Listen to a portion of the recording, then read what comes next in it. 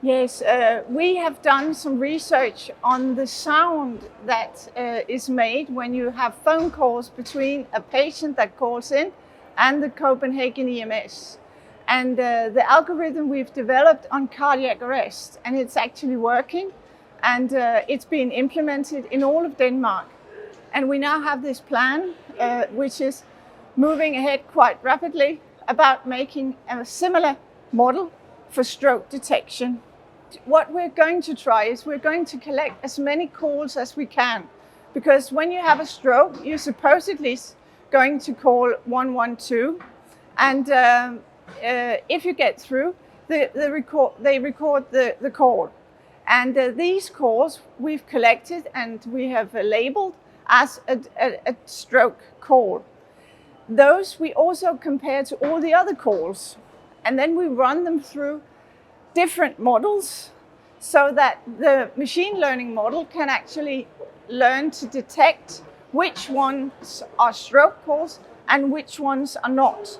Then when you have this algorithm, we are then able to, when we link this model to a live call, that is when people call 112, there is actually an evaluation online immediate of whether this is a stroke or not. We have this cardiac arrest detection scheme going in Copenhagen EMS, where calls, when they come in, they're evaluated for a cardiac arrest.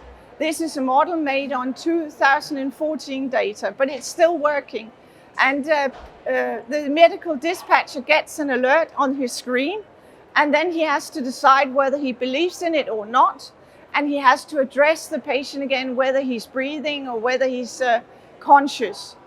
If he's not, then of course he has to consider this could be a cardiac arrest. And this is actually a scheme that's been running for 2 years now. And it was just decided last month that it's going to be implemented in the rest of Denmark as well. We have a problem with it, with discrimination, because data is only as good as the ones we're actually training it on. And Denmark is a country where we're very alike. There are not many discrepancies when you live in Denmark. So if you perhaps speak a little differently, if you speak foreign, some things like that, if you're in so much panic that you can't really talk, then the machine actually discriminates against the cardiac arrest. It doesn't evaluate the call, and that is a bit of a problem. But we're trying to get around it now, where we're doing the stroke model. I think it's actually rather important, because in Denmark we have medical dispatch at the EMS center with trained personnel. They're nurses or trained paramedics, but not everywhere it's like that. And we're actually trying to create models that help triage patients when they call, whether it's a very important or very time-dependent call, or whether it can actually wait for an hour.